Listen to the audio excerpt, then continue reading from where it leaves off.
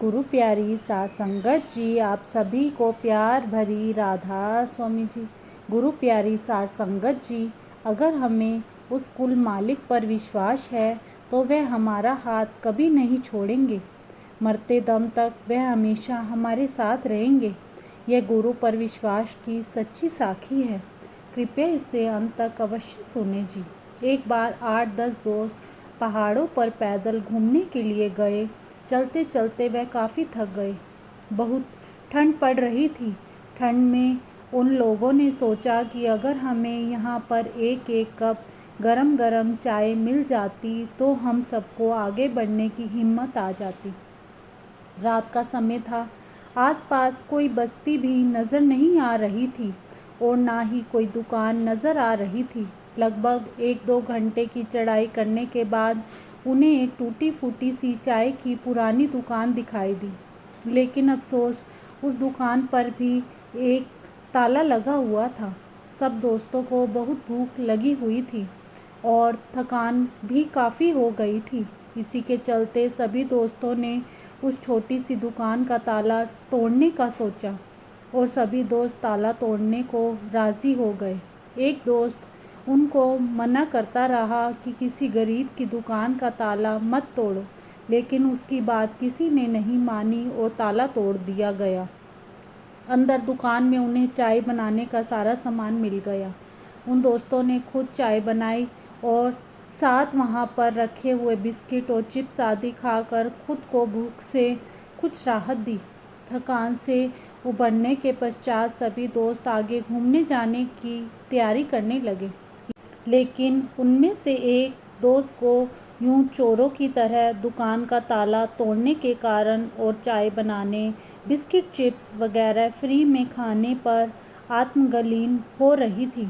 उसने अपने पर्स में से 1000 का एक नोट निकाला और वहाँ पर पड़े चीनी के डब्बे के बीच में रख दिया, ताकि उस गरीब दुकान वाले को हमारी वजह से कोई भी नुकसान ना हो। तथा उन्होंने दुकान का दरवाज़ा ठीक से बंद कर दिया और अपने दोस्तों को आगे बढ़ने के लिए कहा।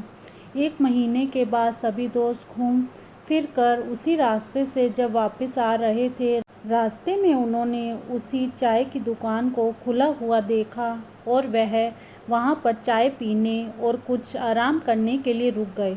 उस दुकान का मालिक एक बूढ़ा गरीब चाय वाला था, जो एक साथ इतने सारे ग्राहकों को देखकर बहुत खुश हो गया और उन सबके लिए चाय बनाने लगा। गरम गरम चाय की चुस्कियों और बिस्कुटों के बीच एक दोस्त ने चाय वाले से उसके जीवन के बारे में कुछ बातें करने लगे।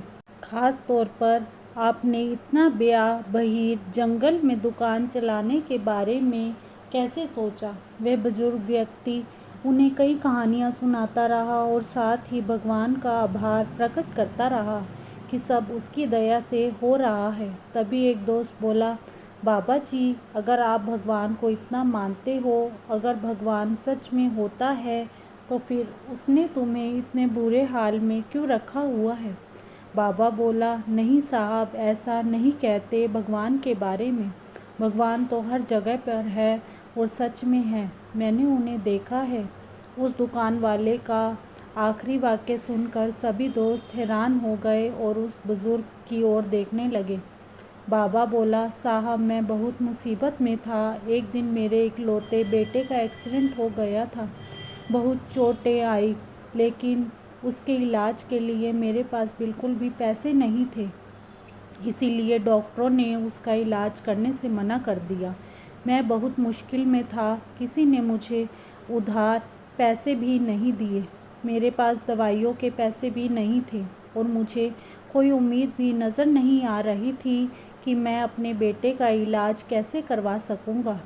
उस रात मैं भगवान के आगे बहुत रोया और मैंने भगवान से प्रार्थना की और अपने बेटे के लिए मदद मांगी। तो साहब, उस रात भगवान मेरी दुकान में खुद आए।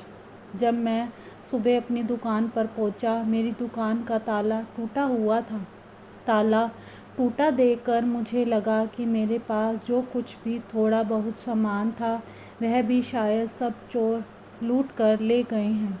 मैं जब दुकान में गया तो सारा सामान देखा, सब वैसे का वैसे पड़ा था और 1,000 रुपये का एक नोट चीनी के डब्बे के बीच में शायद भगवान ने मेरे लिए ही रखा हुआ था।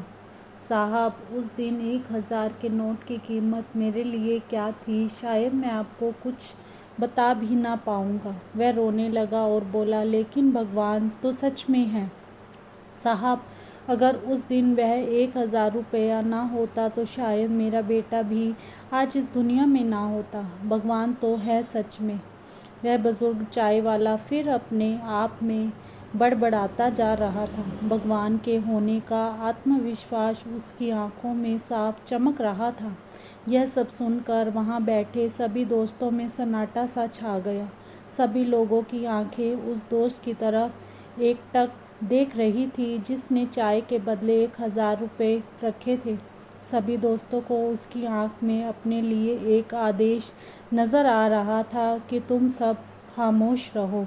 वह दोस्त उठा, उसने चाय वाले को चाय का बिल दिया और बुजुर्ग चाय वाले को अपने गले लगाते हुए बोला, हाँ बाबा, मैं जानता हूँ सच में भगवान है और तुम्हारी चाय भी बहुत स्वाद थी। तुमने चाय में अदरक, इलायची सब कुछ डाला था। और उस दिन उन सभी दोस्तों ने उसकी आंखों में एक विश्वास देखा और साथ ही ये अनुभव किया कि भगवान तुम्हें कब किसकी मदद करने के लिए किसको भगवान बनाकर कहाँ भेज देंगे, यह हम खुद भी नहीं जानते। एक बार एक सेवादार पंडाल में सेवा करता था। उसका एक बेटा था जो सेक्रेटरी साहब के बेटे के साथ पढ़ता था। दोनों बच्चों को एक दूसरे के साथ मिलना जुलना था और घर पर भी आना जाना था। एक दिन वह लड़का सेक्रेटरी साहब के घर गया तो सेक्रेटरी साहब ने उससे पूछा, बेटा तुम सेवा पर क्यों नहीं आते? अपने पापा के साथ सत्संग घर में सेवा पर आया करो। यह सुनकर वह बच्चा बोला, अंकल, मेरे पापा जब सेवा करके घर आते हैं तो बहुत गुस्सा करते हैं, सबको भला बुरा बोलते हैं। वे सोचते हैं कि मैं सेवा नहीं, कोई बहुत बड़ा काम करके आया हूँ जो कोई नहीं कर सकता। वे सेवादारों की निंदा चुगली करते हैं कि उसने ऐसा किया, उसने वैसे किया। अंकल, मैं वह तो नहीं करता। अगर सेवा करके हमने अपने आप को चेंज नहीं किया तो कुछ नहीं किया। लोग कहते हैं कि मुझे इतने साल हो गए सेवा करते हुए, पर सेवा करके भी अपने आप में कोई फ़र्क नहीं दिखा। घर आकर घर वालों पर गुस्सा, काम काज पर जाकर उन पर गुस्सा करना। अंकल, तो ऐसी सेवा का क्या फ़ायदा? मैं ऐसे ही ठीक हूँ। सेक्रेटरी साहब सोचने लगे, कैसे एक बाप ने अपने बेटे को ही गुरु घर की सेवा से दूर कर दिया। हम कह तो देते हैं कि हमें इतने साल हो गए सेवा करते हुए।